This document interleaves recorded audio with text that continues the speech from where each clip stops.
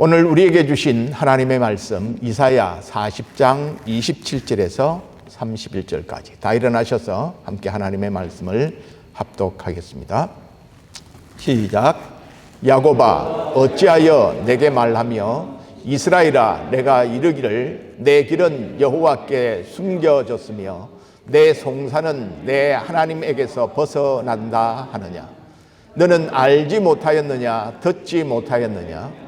영원하신 하나님 여호와 땅끝까지 창조하신 이는 피곤하지 않으시며 곤비하지 않으시며 명철이 한이 없으시며 피곤한 자에게는 능력을 주시며 무능한 자에게는 힘을 더하시나니 소년이라도 피곤하며 곤비하며 장정이라도 넘어지며 쓰러지되 오직 여호와를 앙망하는 자는 새 힘을 얻으리니 독수리가 날개치며 올라감 같을 것이요 다른 박질하여도 곤비하지 아니하겠고 걸어가도 피곤하지 아니하리로다. 아멘. 무엇을 보고 무엇을 기다리십니까? 하는 제목의 말씀을 함께 나누겠습니다. 지난 목요일 모처럼 아내가 쉬는 날이라서 날씨가 흐리고 비가 온다는 예고가 있었음에도 불구하고 머리가 아파서 견디기 힘들다. 그래서 클라우디아 마운틴 산행을 갔습니다. 클라우디아 마운틴의 여러 코스 가운데 한 번도 가보지 않은 길을 이번에는 가자. 그렇게 해서 새로운 길을 갔습니다. 한적한 산길을 걸어가는데 산행하는 사람들이 많지 않았습니다. 적막한 그 산길의 적막을 깨는 것은 알밤만한 도토리들이 떨어지는 딱 툭 하는 소리들이 계속해서 들려왔습니다. 알밤 같은 도토리가 나무에 맞으면서 딱 하고 땅바닥에 틀어지면서 툭 하는 소리를 계속해서 들었습니다.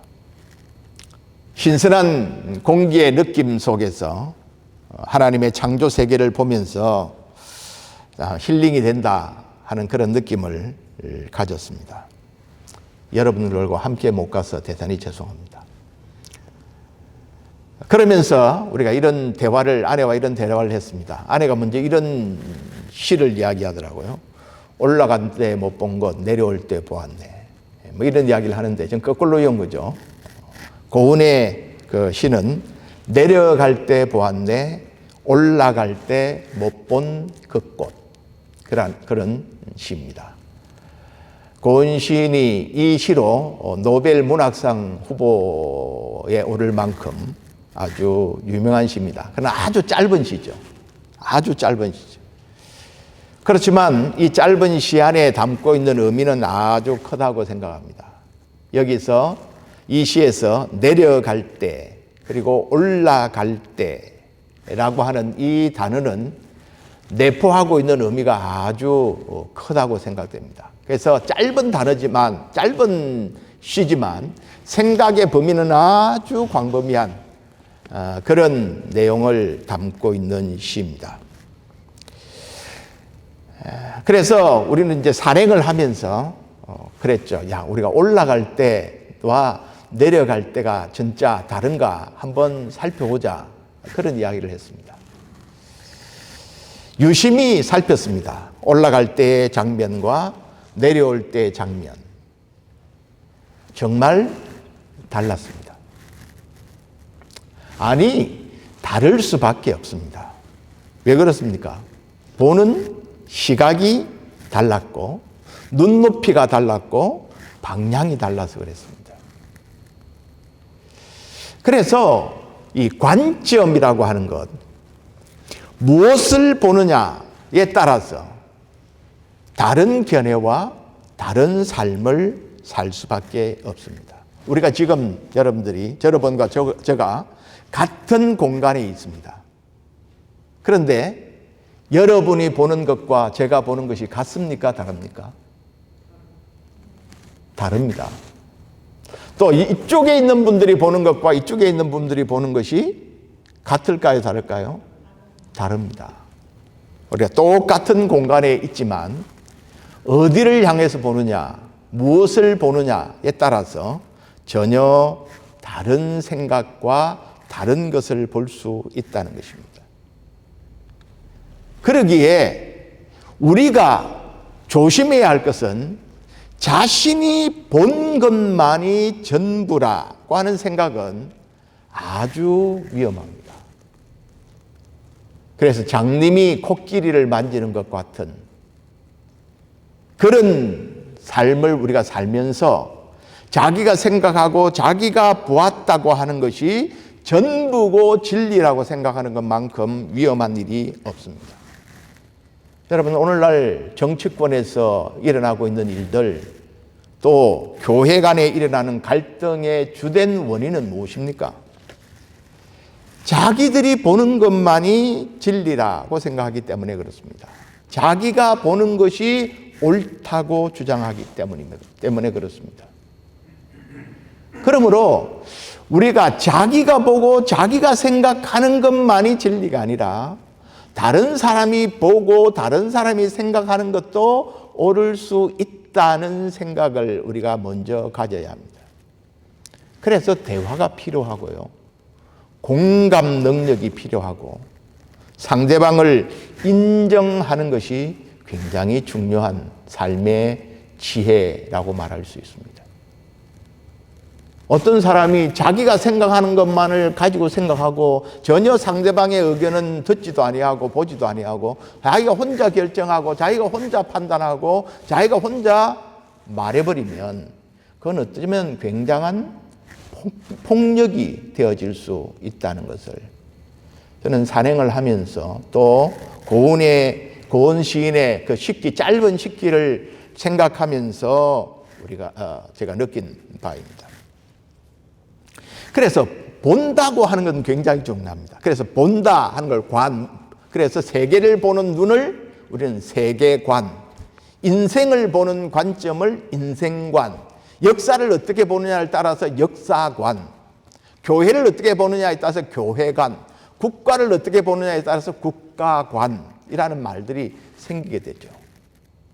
그래서 보는 것, 무엇을 보느냐고 하는 것은 굉장히 중요합니다.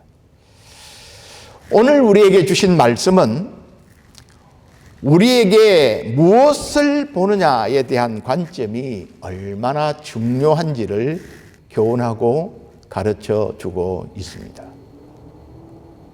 여기서 우리가 전제해야 될 중요한 그 내용은 우리가 보이지 않는 하나님을 볼 수 있는 눈이 있느냐 하는 것이 오늘 우리에게 중요한 숙제입니다.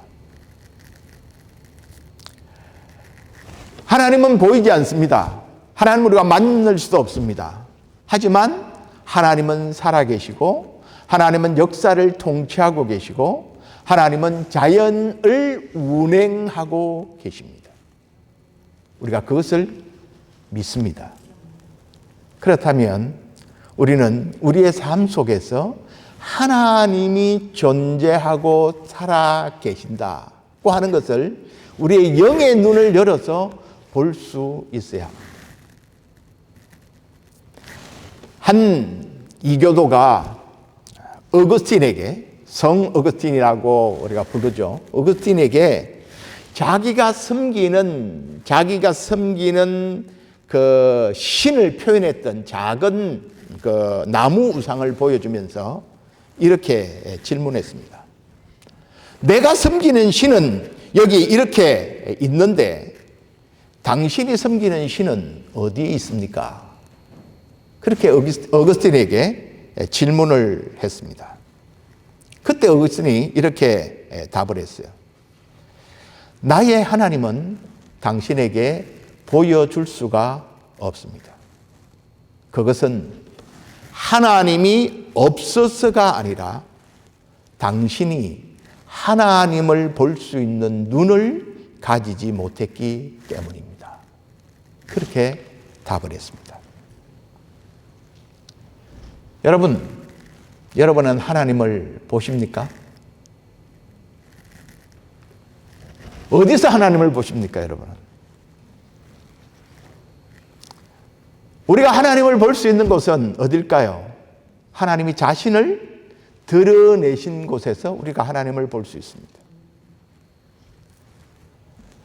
하나님이 자기를 드러내신 곳이 어디입니까? 대표적으로 하나님이 만드신 이 자연 세계를 통해서 우리는 하나님의 능력과 하나님의 솜씨와 하나님의 위대하심을 우리는 볼 수 있어야 합니다.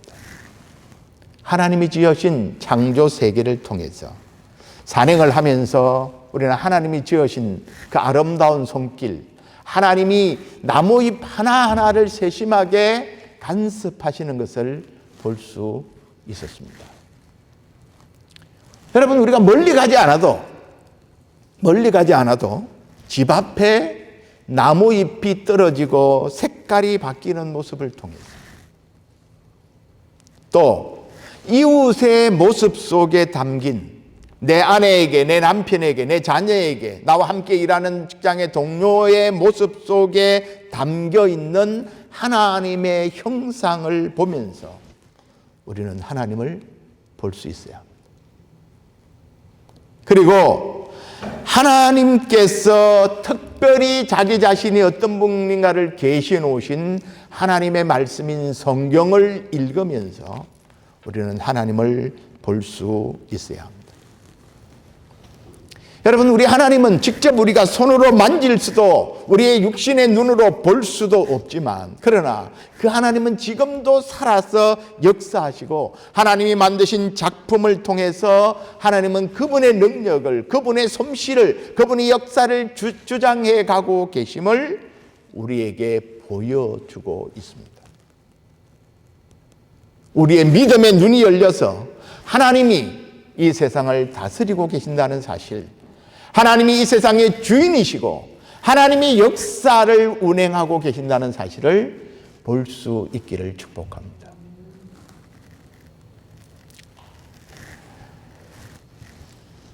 이런 사실, 이런 세상 속에서 하나님을 보는 눈이 흐려지면, 하나님이 우리와 함께 하시고 하나님이 우리를 도우시고 역사를 주관하신다는 사실에 대한 인식이 멀어지면 멀어질수록 우리에게 찾아오는 것은 불만이고 불평이고 원망입니다. 이 땅 가운데 살아가는 동안 그리스도인은 불평을 멀리하고 하나님께 감사하며 하나님의 도움을 기대하며 바라는 삶을 살아가야 하죠. 그런데 그게 정상적인 그리스도인들의 삶인데, 살아가다 보면 불평과 원망이 우리를 찾아와서 지배할 때가 있습니다. 언제입니까? 우리의 삶이 곤고해질 때, 한계를 경험할 때, 내가 힘써 하고 애써 하는데 안 될 때, 안 풀릴 때, 고통이 길어져서 지칠 때, 그때 우리는 우리의 입술에서 불평과 원망이 생겨날 수가 있습니다. 자, 이스라엘 백성들을 한번 보십시오. 오늘 27절을 같이 읽겠습니다. 27절입니다. 시작. 야곱아, 어찌하여 내가 말하며 이스라엘아, 내가 이르기를 내 길은 여호와께 숨겨졌으며 내 송사는 내 하나님에게서 벗어난다 하느냐. 여기 이스라엘은 지명이자 또한 야곱이 야복 강가에서 하나님으로부터 받은 이름이죠. 그래서 야곱아, 이스라엘아, 이것은 야곱의 자손들로 이루어진 이스라엘 백성들을 의미합니다. 27절을 현대인의 성경은 이렇게 번역했습니다. 이스라엘아, 어째서 너는 여호와께서 내 고통을 보지 않으며 내가 원통한 일을 당해도 무관심하다고 불평하느냐. 여기 이스라엘 백성들의 불평이 있습니다. 그 불평은 무엇입니까? 하나님, 내가 이렇게 지금 고통스럽고 내가 이렇게 힘든데 하나님 왜 내 고통에 대해서 외면하고 계십니까? 하나님, 내가 이렇게 억울한 일을 만났고 내가 이렇게 원통한 마음이 지금 분이 가득 찬데 하나님 왜 나에게 찾아와서 이 억울함을 풀어주지 아니하십니까? 하며 불평을 늘어놓고 있습니다. 지금 이스라엘 백성들의 상황은 어떤 상황입니까? 지난주에 우리 40장 1절에서 11절 말씀을 강의하면서 말씀을 드렸죠. 바벨론에 지금 포로가 되어 있는 상황입니다. 나라가 망했습니다. 하나님의 백성이라고 하는 이스라엘 백성들이 나라가 망했고 하나님의 임재를 그들이 경험했던 성전은 파괴되어졌고 자기들은 지금 먼 타국인 바벨론이라는 곳에 끌려왔습니다. 어떤 선지자는 말했습니다. 바벨론에 가도 걱정하지 마라. 2년만 있으면 돌아온다. 그런 말을 하는 선지자들도 있었습니다. 하지만 10년, 20년, 30년, 40년 그들이 바벨론에서 70년을 살지 않았습니까? 그런 상황 가운데, 그런 고통 가운데 하나님은 아무 응답도 하지 않는 것처럼 보였습니다. 그래서 이스라엘 백성들은 하나님이 자신들을 고통 가운데 돌아보지 않는다고 생각하고 하나님을 향하여 원망과 불평을 쏟아내고 있습니다. 하나님께서 나의 어려움을 모르고 계시거나 아니면 내가 아무리 부르짖어도 하나님께서 내게 관심하지 않으셔서 응답하지 않는다고 원망하고 있습니다. 우리도 이런 불평할 때가 종종 있지 않습니까? 아니, 지금도 이런 불만으로 여러분 가운데 혹시 이런 불만이 가득 차 있을지도 모르겠습니다. 하나님이 내 사정을 알긴 하시나? 하나님이 내 일에 관심이나 가지고 계시냐? 그런 마음이 우리 마음 속에 가득 차서 불평과 불만이 우리를 지배할 수가 있습니다. 여기에 대해서 선지자는 이렇게 답합니다. 이스라엘 백성들이 이러한 원망의 소리는 하나님에 대한 그들의 무지에서 나온 것이라.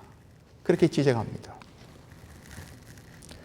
하나님께서 이스라엘 백성들을 돌아보지 아니하기 때문이 아니라 그들 스스로의 죄악 때문에 그와 같은 불행한 상황에 처하게 되었다는 것을 그들이 지금 놓치고 있다는 것입니다.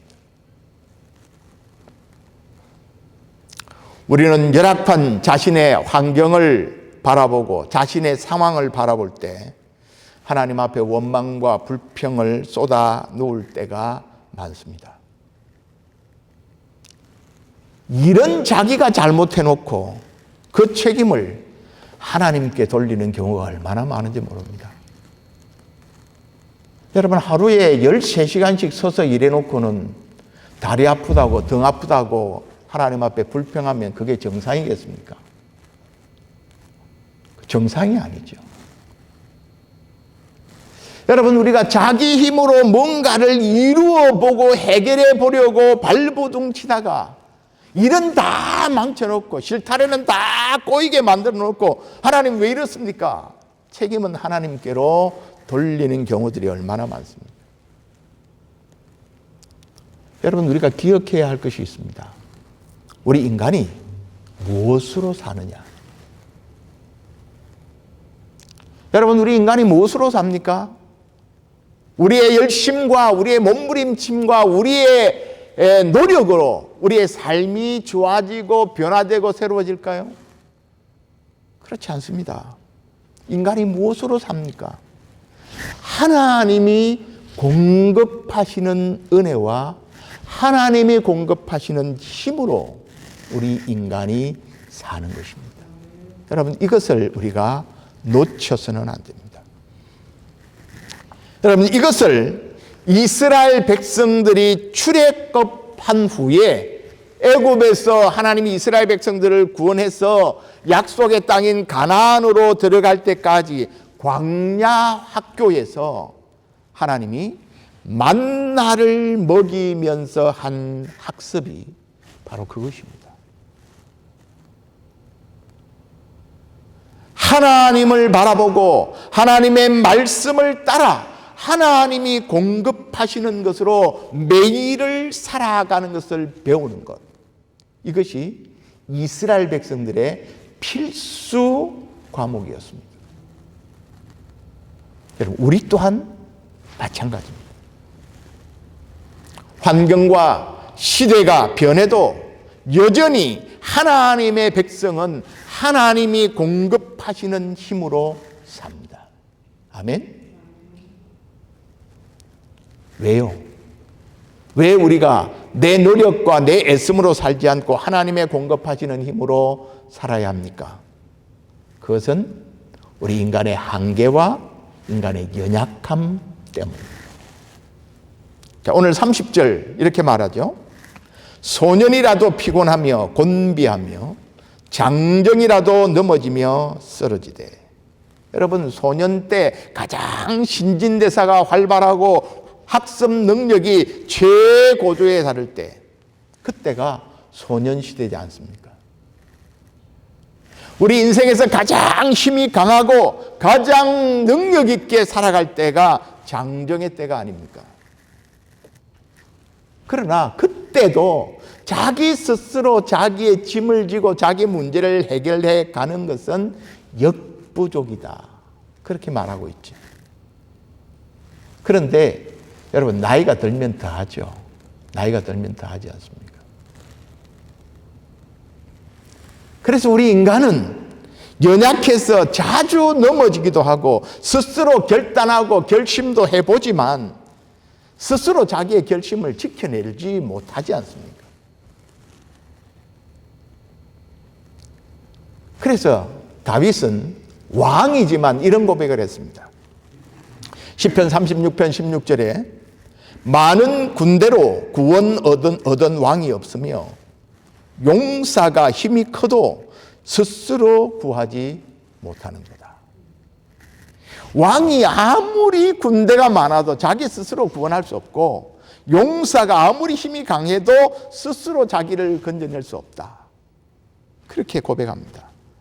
여러분, 바른 고백이라고 생각합니다. 왕이라고 해도 마음대로 인생을 살 수 있는 게 아니라는 것입니다.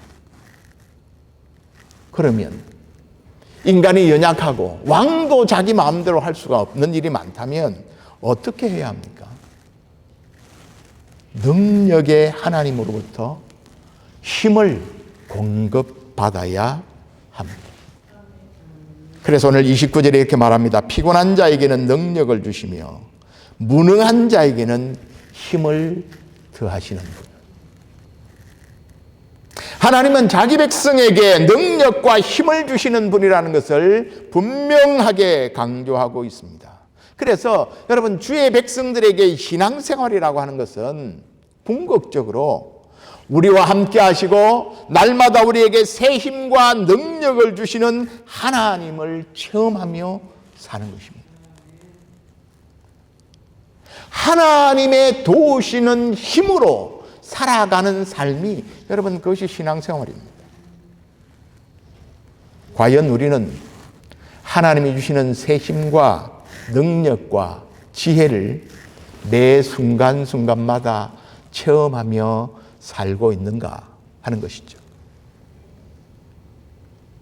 우리가 어떻게 하나님의 능력과 힘을 공급받을 수가 있습니까? 그것은 오직 여호와를 앙망하는 삶을 통해서 얻게 된다고 말합니다.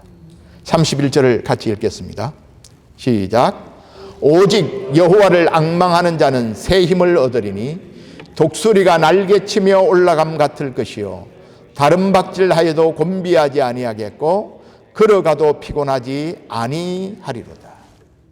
여기 앙망한다고 하는 히브리어는 카바라는 단어인데요, 어떤 대상이나 어떤 목적에 집중하며 기다린다, 희망한다, 간절히 바라본다 하는 뜻을 갖고 있는 단어입니다.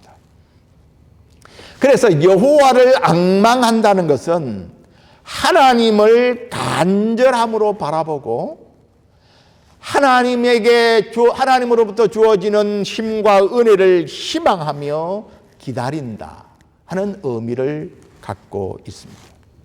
여기에 앞에 오직이라는 단어를 붙였죠. 이 말은 무엇입니까?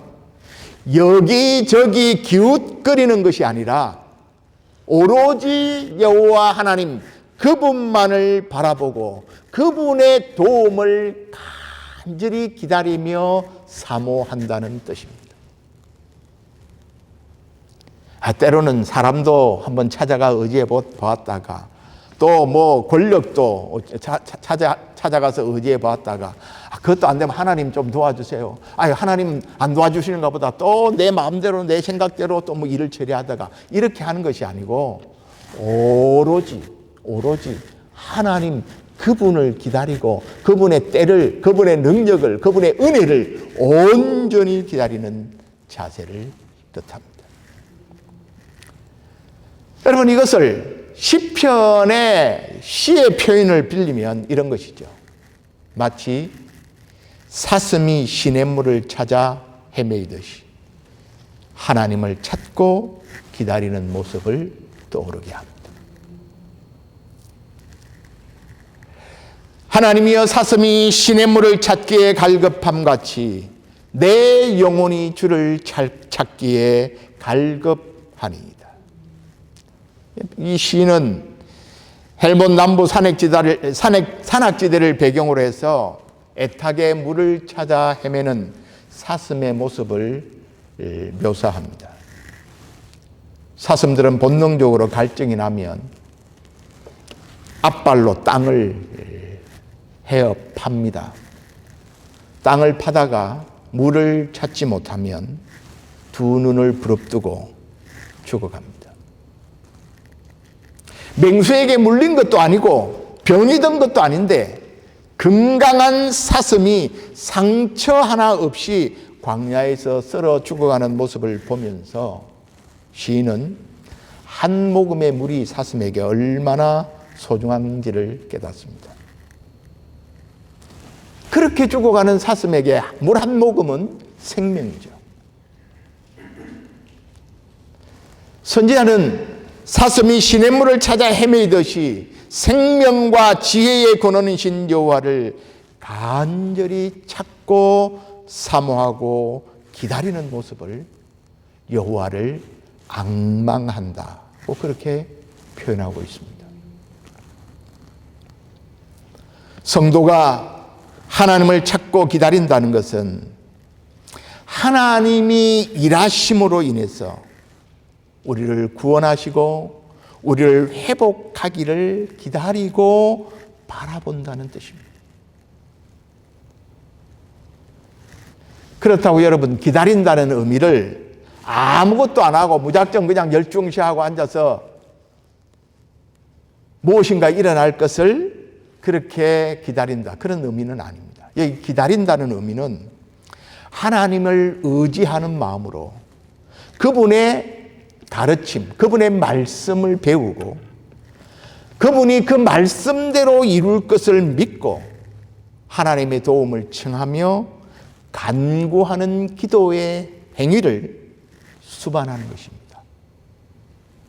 그리고 잠잠히 하나님의 응답을 기다리는 자세를 말합니다. 그냥 무작정 뭐 어떻게 되겠지 기다려보자, 그런 것이 아닙니다. 하나님을 의지하는 것입니다. 내가 산을 향하여 눈을 들리라. 나의 도움이 어디서 올꼬? 나의 도움은 천지를 지으신 여호와에게서로다. 그 사실을 믿고 그분의 말씀을 묵상하며 그 뜻이 이루어질 것을 믿고 하나님 앞에 기도하며 응답을 잠잠히 기다린다는 것입니다.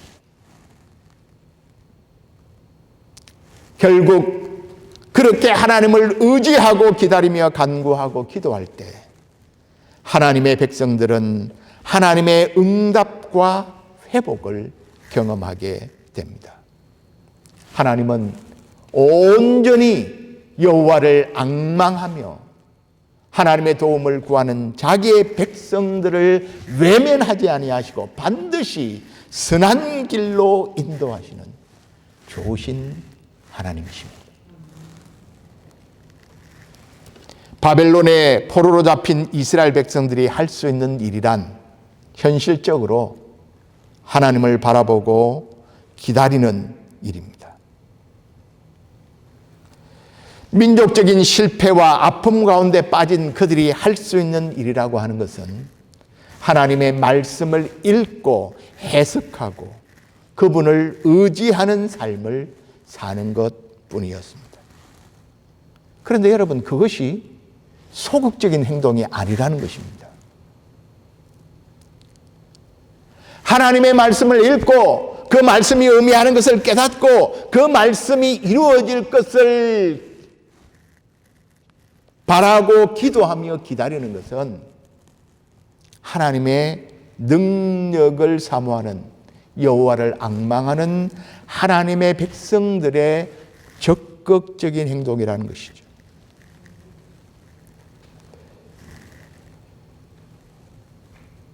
하나님을 의지하고 하나님께서 그들에게 응답해 주실 것을 믿고 기다릴 때 하나님은 그들에게 새 힘과 능력과 지혜가 부어지게 될 것이고 민족의 미래와 운명이 회복될 것이라고 선지자는 선포하고 있기 때문입니다.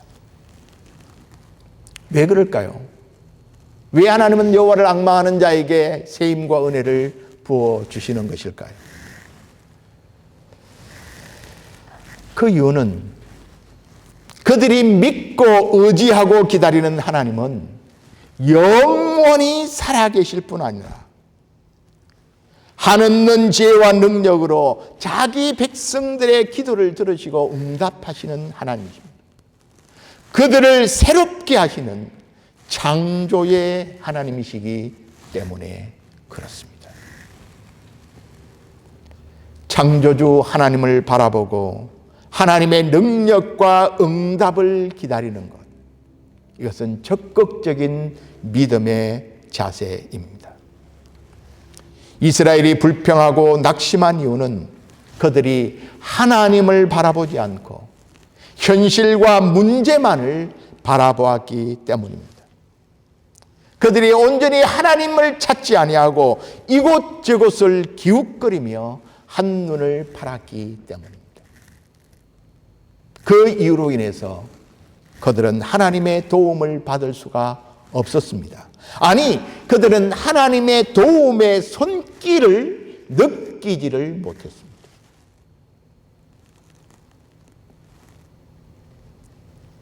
피곤하다, 힘들다, 어렵다 라는 말이 우리의 입에서 계속해서 터져나오는 이유는 무엇일까요? 첫 번째 이유는 실제로 힘들고 어렵고 피곤하기 때문에 그렇겠죠. 실제 삶이 피곤하긴 하지만 그 근본적인 이유는 우리가 하나님을 바라보지 않고 하나님을 의지하지 않기 때문입니다. 자기 힘으로 살기 위하여 몸부림치기 때문에 그렇습니다. 우리의 눈이, 우리의 관심이 세상에 있고 환경에 있고 사람에 있기 때문에 그것을 더 의지하고 바라보기 때문에 우리는 우리의 인생이 피곤하고 힘들고 지치고 어려울 수밖에 없는 것이죠.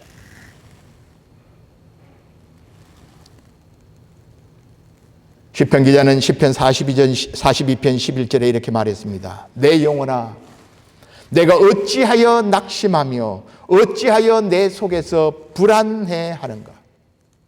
너는 하나님께 소망을 두라. 나는 그가 나타나 도우심으로 말미암아 내 하나님을 여전히 찬송하리로다. 여기 시편 기자가 놀라운 고백을 하고 있죠. 왜 인생을 살면서 그렇게 낙심하며 불안해하고 염려하느냐?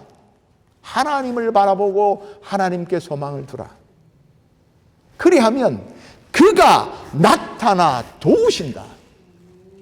그로 인하여 나는 하나님을 찬양하노라 라고 고백하고 있습니다. 여러분, 이와 같은 고백이 저와 여러분에게 일어나기를 바랍니다. 여러분, 나 자신을 묵상하고 문제를 묵상하고 환경을 묵상하면 할수록 절망과 염려와 낙심에 빠집니다. 그것은 묵상할 게 아닙니다. 그러나 우리가 눈을 들어 하나님께 나의 시선을 맞추고 하나님을 바라보고 하나님의 일하심을 기도하며 기다려야 합니다. 하나님의 일하심을 기다리는 것 또한 믿음의 또 다른 표현입니다. 하나님을 바라보는 자, 그리고 기도하며 기다리는 자는 반드시 하나님의 도우심을 경험하게 될 것입니다. 하나님의 응답과 위로부터 부어주시는 하나님의 능력으로 인해서 그는 다른 박질하여도 지치지 않고 걸어도 피곤하지 않고 오히려 독수리가 날개를 치며 올라감 같은 새 힘을 얻게 될 것입니다. 할렐루야. 영원하신 하나님 여호와, 땅끝까지 창조하신 이는 피곤하지 않으시며 곤비하지 않으시며 명철이 한이 없으신 그 하나님을 붙잡고